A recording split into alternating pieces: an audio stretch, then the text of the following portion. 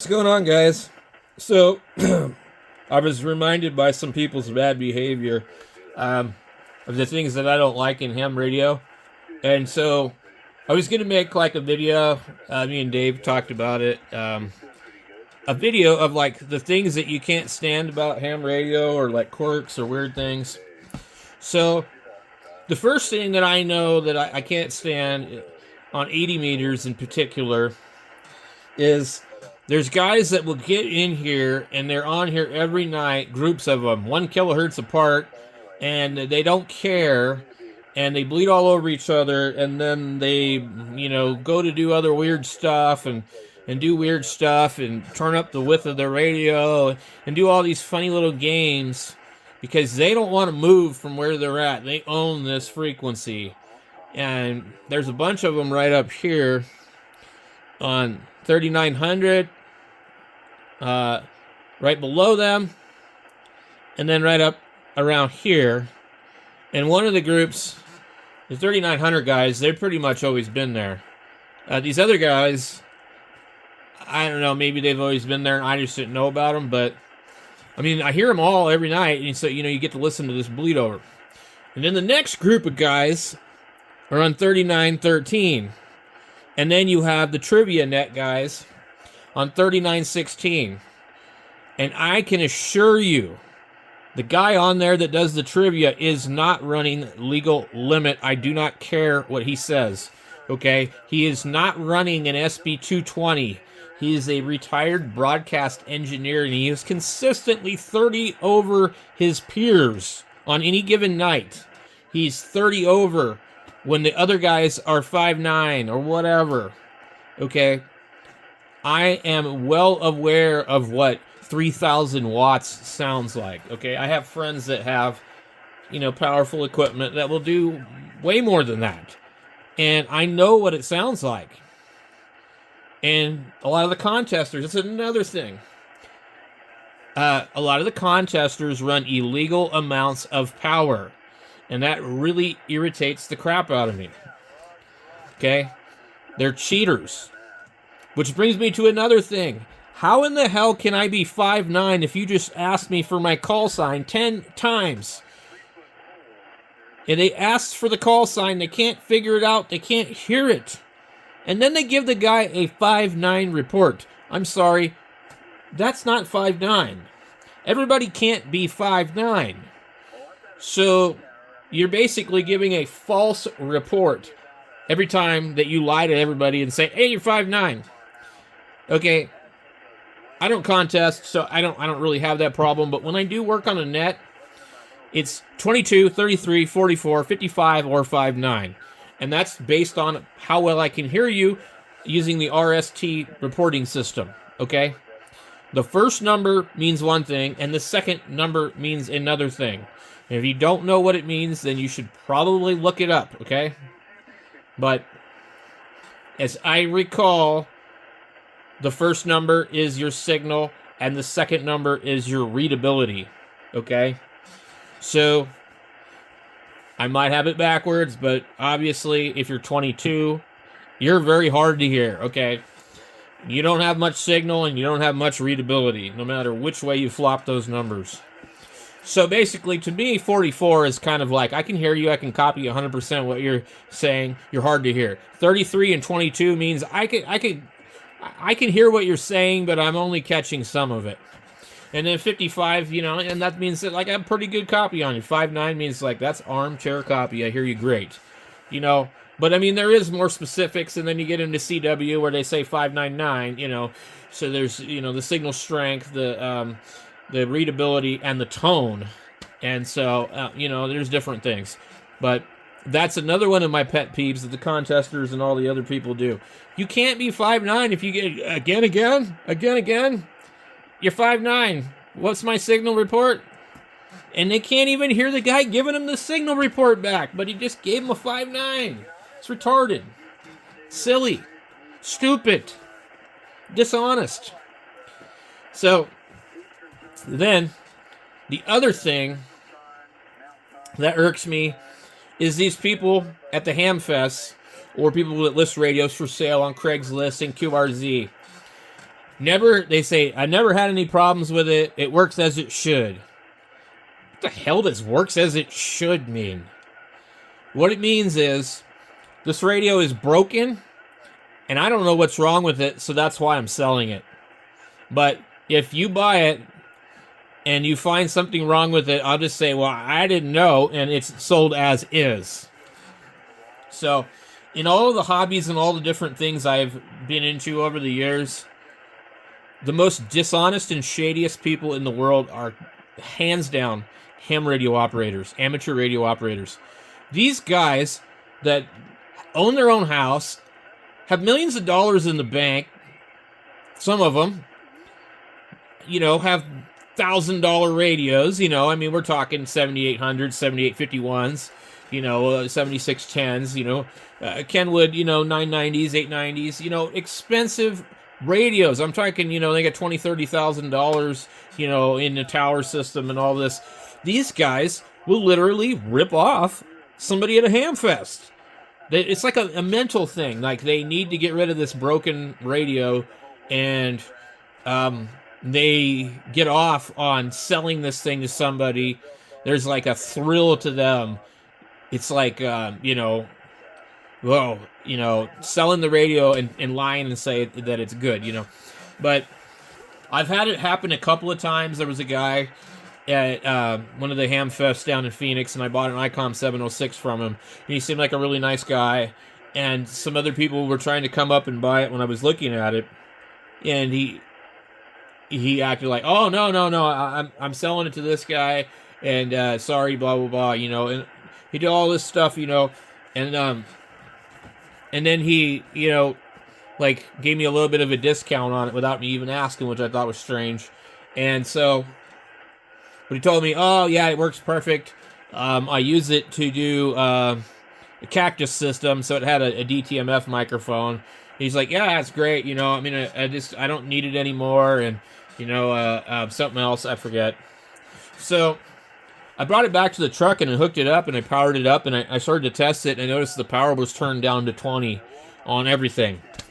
And I started to transmit on 10 meters into the antenna on the roof of the truck, because they have like a Wilson 1000 trimmed to 10. And I turned the power up, and it looked okay. And then, I tested it on 2 meters, and I didn't have a 440 antenna. So I went back to the guy, and I said, well, how come this thing's turned down to 20 watts? Oh, well, I just don't need to run that much power. What?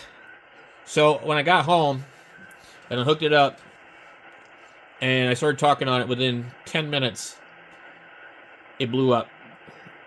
The SWR went sky high, and it was putting out a couple of watts, and it had smoked the finals. And, but it was working just perfectly fine, and then all of a sudden, it burned out the final. So, there was a couple of things wrong with it. My friend Kevin, who watches on here, worked on it. The SWR sensing diodes were bad, and I think if we ask Kevin, I think Kevin can probably comment on that. I believe that's what causes this problem. The diodes sense the SWR is wrong when they say it's good when it's bad, and allows the radio to keep hammering on the finals. I don't know. But anyway, that was one hell of an adventure. I seen the guy at the next ham fest, and I had my kid in me who was like, I had him in I was holding him in my arms while I was walking around the ham fest. So I don't know how old he was. I seen this guy, and I was instantly so pissed, I just wanted to punch him in his face. And he's like, he looks like the guy from Grumpy Old Men that wears that hat, just kind of innocent-looking old guy. And I was like holding my kid, and I was shaking. I was like, you sold me a broken radio, you piece of shit. And he was like, what are you talking about? I told you it was as is. And I said, you turned down the power on the radio because you knew it was going bad. And then, his wife chimed in, and I was like, dude, you are so lucky that I have my kid right here. because I really I wanted to hit that guy so bad. I mean, I paid him like $500 for a radio that was broken, you know, and then I had to mail the radio up to Kevin and pay this douchebag Frank like $150 to arrange for the radio to go to Kevin because, you know, Frank was Kevin's gatekeeper. Well, now me and Kevin are friends now, and we always have been, but I didn't know Kevin that well at that time, so I had to go through Frank and pay him money to get this radio fixed. And then Kevin fixed it, but we used spare panels from like ICOM. So when Kevin mailed it back to me, it died again, and so he sent me some more finals, and I replaced the finals, repaired the radio, and then I swear to God, man, like a year later, I realized that 440 didn't work on it, so got into the radio and found there was a cold solder joint on that, so that got repaired. But, you know, there was some other radios where some people had ripped me off, and they maybe, you know, I was able to fix what was wrong with it. But, you know, shadiest people in the world are ham operators, I'm telling you right now. And if you're one of those guys, you can go straight to hell and go fuck yourself. Seriously. You should be ashamed of yourself, especially when you do it to these younger hams. I'm not necessarily the youngest of hams, but I'm 47 years old. You know, I started doing this 10 years ago.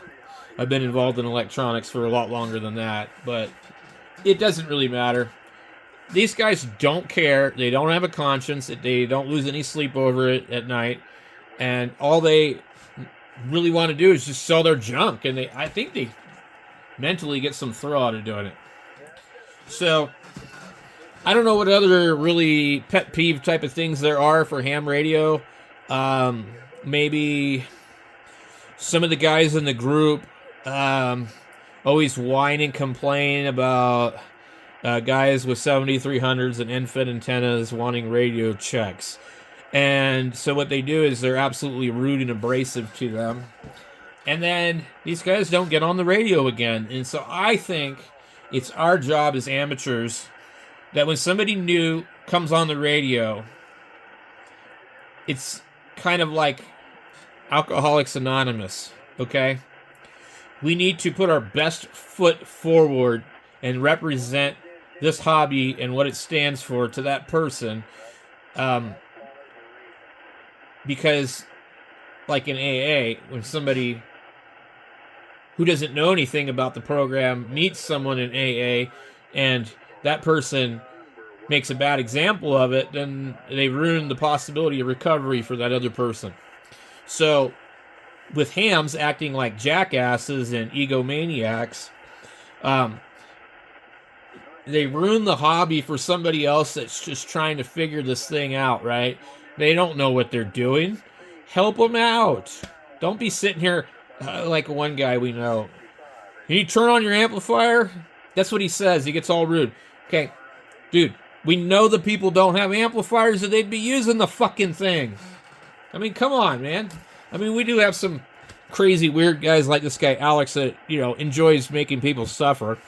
And, you know, hey, can you hear me on 5 watts? Yeah, I can hear you on 5 watts. That's great, okay? But, you know, I mean, like, we want reliable communication here, you know?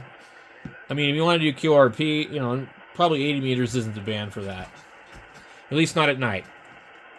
So that's one of my other pet peeves, is like people being really rude and obnoxious to the new people, you know? And when they were new, did people do that to them? That's what I kind of wonder. I don't know. But, and the arrogance and all the other stuff, I really don't like it. And there's this, like, guys on 80 meters are particularly bad for that. 40 meters, absolutely horrible. The daytime 40 meter people, you know, I'm gonna sit back here and I cannot wait for these guys to kick the bucket. Because once they all die off like little flies here and there, ham radio will improve itself. Because I don't think there's going to be more arrogant dildos to replace them. There might not be anybody at all to replace them, unfortunately, but, you know, I think ham radio really needs an enema. There are some really awesome guys on here, but there are a lot of turds. Now, I don't know how it is on the East Coast. My experience is with the West Coast and whatever I can hear, and whatnot. And that's why, like, for me, really, I enjoy mobile operation, portable operation. I'm not into QRP. I like to run 100 watts portable, 100 watts mobile. I love 10 meters. I love getting on there. I don't mind getting on the radio and rag chewing, but I don't want to hear about your prostate exam. I don't want to hear about all your problems and how you had to fix the dishwasher again, or, talking about the weather and, oh my God, we really need rain, and, this is terrible, and, it gets so old after a while. It's like, we're in Arizona. If you're worried about your house burning up, do not build a damn cabin in the middle of the forest, okay? When you're in the high desert, do not build a house up in the pinyon pines if you are concerned about it burning. But no, they do that, and then they sit here and cry all the time about, we need rain so my house doesn't burn up. Well, maybe it's time to sell it and go someplace else. Maybe you should sell your house and go back to California and get on with it. It's just a thought. Anyway, now I've heard from other people that the East Coast is really, really serious and a little bit more respectful. I definitely know it's pretty loose out here. And I'm not saying that I am a good operator. I am certainly not a good operator. I forget to ID every 10 minutes. Which, another thing is like, how stupid is that? Why do I need to ID every 10 minutes? They don't need to do it in Canada. I used to see IDing at the beginning and the end of the transmission, or at least just identify yourself at the end of the transmission. And then you get these people that are so concerned about it. They're like, oh my God, you guys were talking for 30 minutes and I didn't hear a single call sign. You must be bootleggers. Yeah, okay. And then you got the opposite of that. The guys on the repeater that every time they key up, they have to say their call sign. And that is absolutely annoying. I don't need to hear your call sign every time. Maybe on a DX net or something, But on a repeater, having a long, drawn-out conversation, a back-and-forth banter, you don't need to drop your call sign every time. But then what happens, they don't, and then some other dildo on the repeater, some gatekeeper, decides that they're going to give this person a hard time because you're not IDing enough. It's like, good Lord. So, that's why I don't talk on 2 meters, I don't talk on 220, I don't talk on 440. I have the radios, I listen. Every once in a while, I'll get somebody I know, get on a repeater, or get on simplex, or maybe do some 2 meter sideband, but I definitely do not get on repeaters and, daily check into nets or anything like that. It's just, it's always been kind of this thing where, like, everybody was just way too serious, and, it doesn't work for me. I mean, maybe it does for some people. Now, on the other hand, I really enjoy listening to DMR. I forget which one it is. My hotspot is always on. And 4. We got to go back into our zone list. And play star. So, I forget which World 91. I don't know if it's actually active right now, but I love listening to it. And I've got on there a few times. And I'll chime in every once in a while, but, like, it's not really...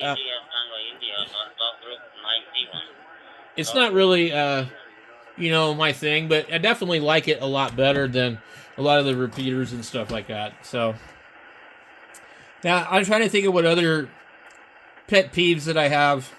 Oh, people whining about you being off frequency on an old radio. And they don't even say, well, you're off frequency. They're like, oh, man, dude, I think something's wrong with your radio, man. It's like, oh, did you ever think for a second I just might not be on frequency? I'm on an older radio. And, they complain all the time about people drifting and stuff. It's like, nobody, like, wants to, like, use vintage equipment anymore, it seems like. Now, I feel like if you get out and you're doing, like, contesting or, chasing DX with a vintage radio, they're less likely to complain. It's the rag chew people. They're just really bad about it. So, they just, they'll whine.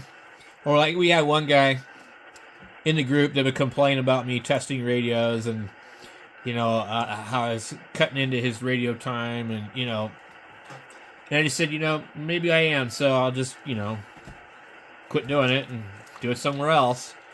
And he's not the only one that's ever done that, But it just seems like it's like more of a lid sport, a appliance operator sport nowadays, than it is like a radio hobby where people learn, like, skills and repair, or anything, or, I mean, like, I can't believe that I hear these people.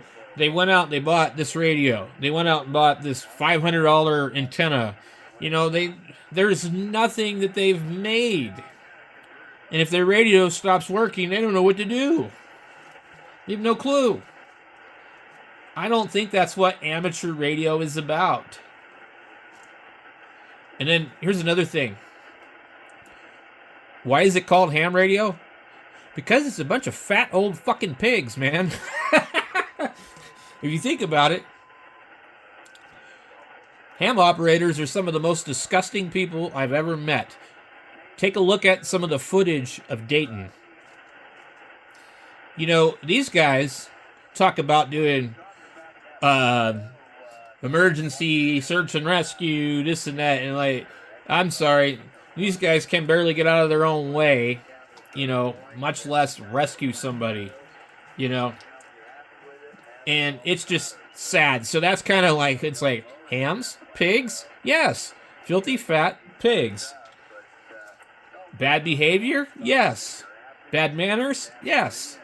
So the term ham actually really fits pretty well for a lot of the guys on here. Now, I guarantee somebody's watching this video right now and they are fucking steaming pissed. Turn the fucking VFO. Nobody's making you listen to me. Nobody's making you listen. There are millions of other channels on YouTube. You do not have to sit here and listen to my crap. Okay? This is my opinion. This is my channel. And until YouTube says I can't say what I want to say, which could happen at any time, I'll do what I want to do. And if you don't like it, you don't have to watch. Okay? I'm not on here to piss anybody off or chase anybody off. I'm just out here telling it like it is, keeping it real. I don't do reviews on radios and tell you that they're good when they're junk, like that guy in Texas. I don't sit here and pretend there's something not wrong with the radio that's clearly got problems, like all the idiots that have reviewed the Zygu X6100 and said, oh, it's great radio, blah, blah, blah. And that brings me to my next pet peeve, is all the YouTube people that are out there getting free stuff or stuff to review or compensation to review things and sit here and mask and hide the issues that these products have. And then they get you guys to buy the products and you buy it and find out, oh, there's something wrong with this radio. So at your expense, they make a small commission and the other company makes a big commission. So that's definitely a thing that I can't stand. Dishonest YouTube people. And they just sit here and they know that there's something wrong with it. There's another guy that he recommended that Ray Doherty GC5, and we all know that thing's a splatter turd box, and he knew it too. But he wasn't telling people not to buy it. And he wasn't telling people that he discovered it was like 20 or 30 dB, 40 dB over some crap on the spurs or something. I don't know, something nuts. Anyway, I probably should not publish this video because I'm just probably going to get myself in trouble.